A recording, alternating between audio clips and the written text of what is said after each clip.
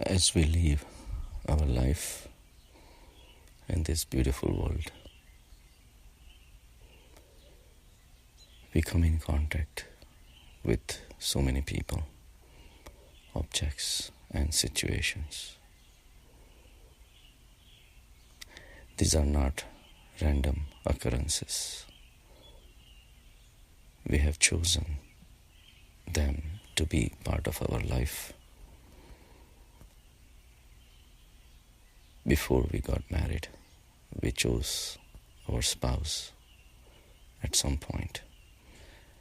But before the choice was made to marry that spouse, a lot of mental preparations, our likes, our dislikes, our planning, a lot of these things took place before we chose the spouse in our life. So in a way, we can say we create the spouse in our life. A lot of our mental efforts, energies, thinking process, everything is done ultimately to create that person in our life. And as long as we keep on giving the consciousness through the thoughts, speech, action,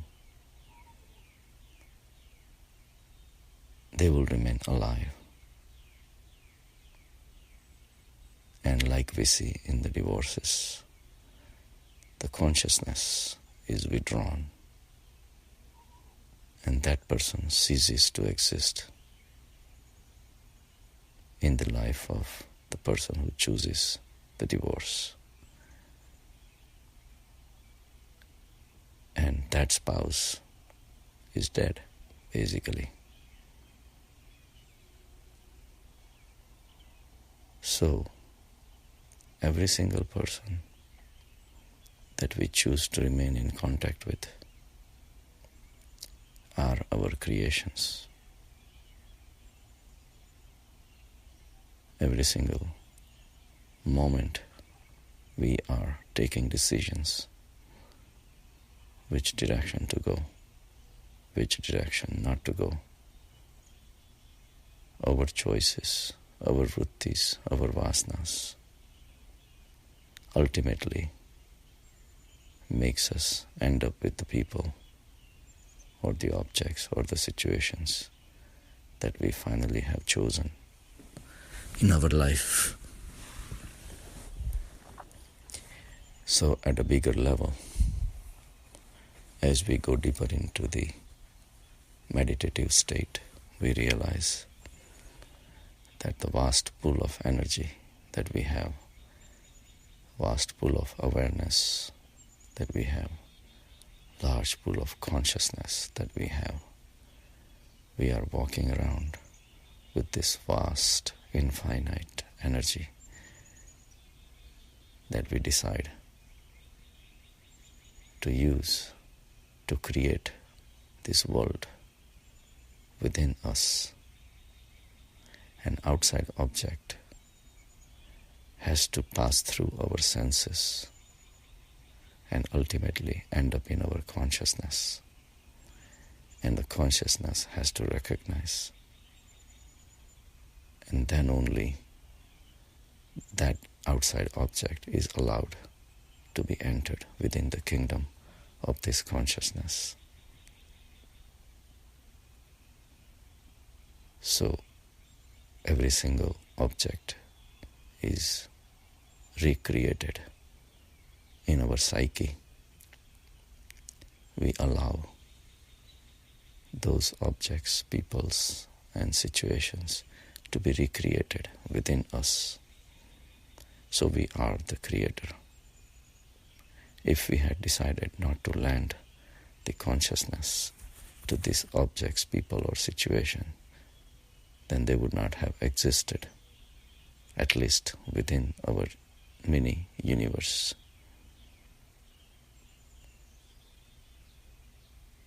So, living an ordinary life in the outside world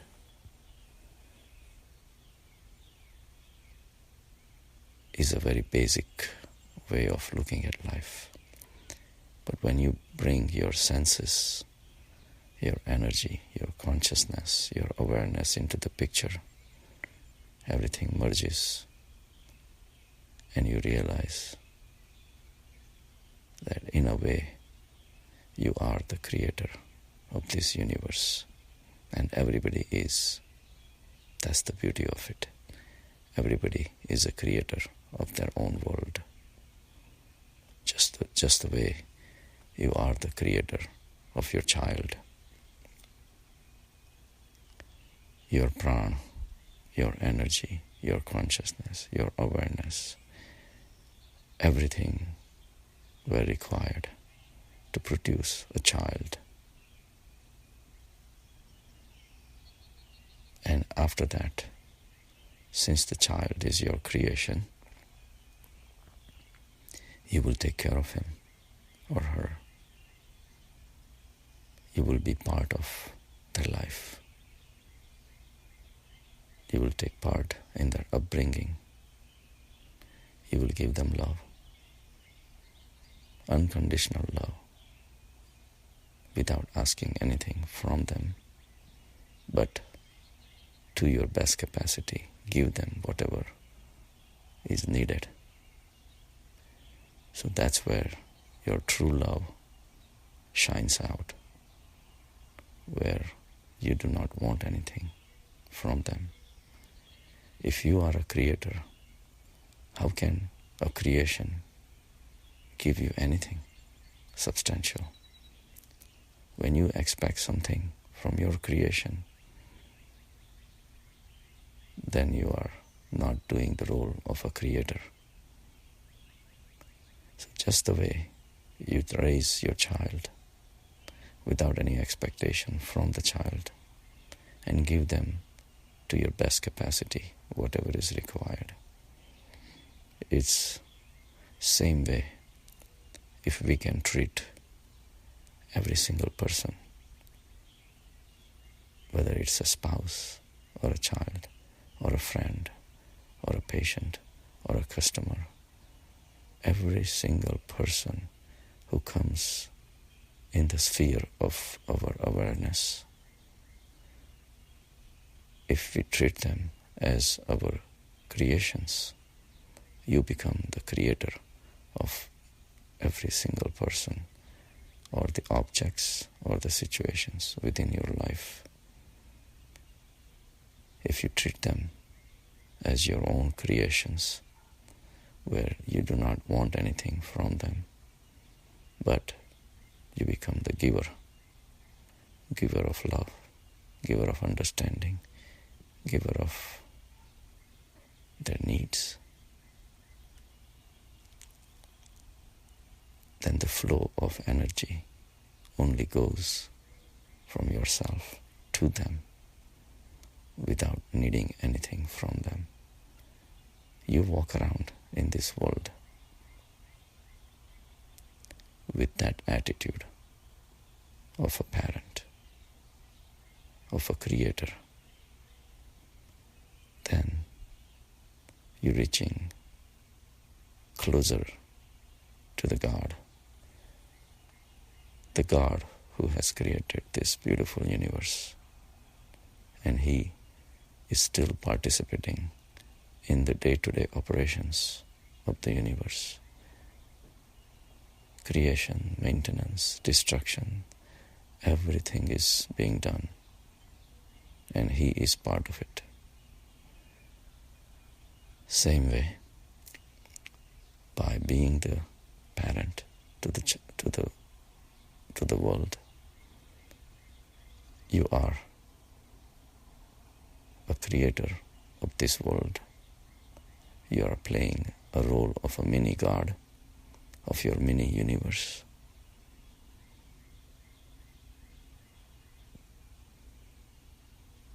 And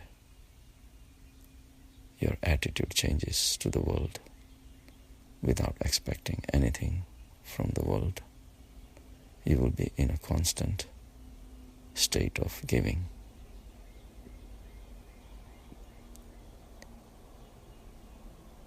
And continuous sense of well-being, hoping the well-being, well-wishing of the people who come in contact with you.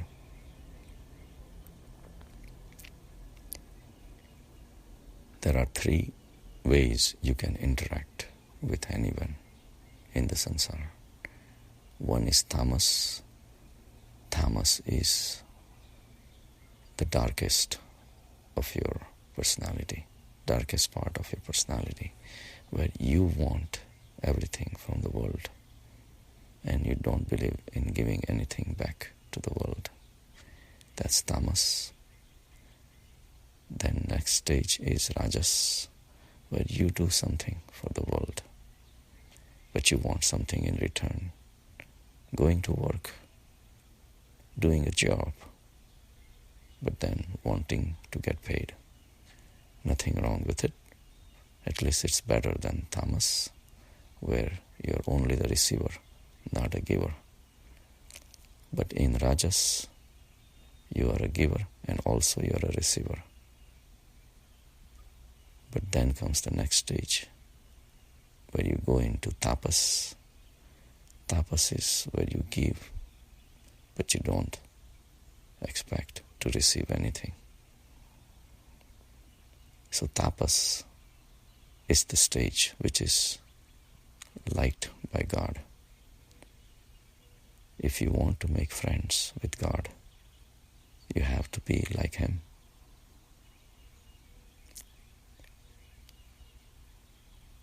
Then only you develop the characteristics of God. So by becoming and living in a tapas state, you become the continuous giver to the world. You become continuous parent to the world. You become continuous creator of the whole universe that you have created within you. And this way, you start mimicking the function of God, the Almighty Consciousness. But what do you do to jump from tapas level to the God Himself? Now, if you are the creator and you deal with creations is one thing, but when it comes to the God, you are being created. You are a creation, a very tiny fraction of this almighty infinite consciousness. Now obviously you cannot use the same formula to deal with God. But now you have enjoyed the creation and creator relationship, where you are the creator. You are the one who is bigger than your creations. At that point, you have started to understand God. At that point, you merge with Him. And you do this job of a creator only because He created you. So you offer everything at the tapas level to Him and merge with Him. If you are in a tamas state, you won't be able to merge with Him. If you are in a rajas state, it will be also very difficult, because you are involved in a business. You are involved in exchanging things, doing something, receiving something. But at tamas and rajas level, if you will find it difficult, at tapas level, you will find it very easy to merge with Him, because you already have been playing a mini God. And at that point, the droplet of ocean that you are, you merge with the ocean itself, and you become the ocean. And you merge with this almighty consciousness and remain within this ocean of consciousness. Continue to do your job as a creator of the mini micro universe that is existing within you. And that's how you transcend from the lowest of the lowest to the highest of the highest. And that's how you become God. Have a good day.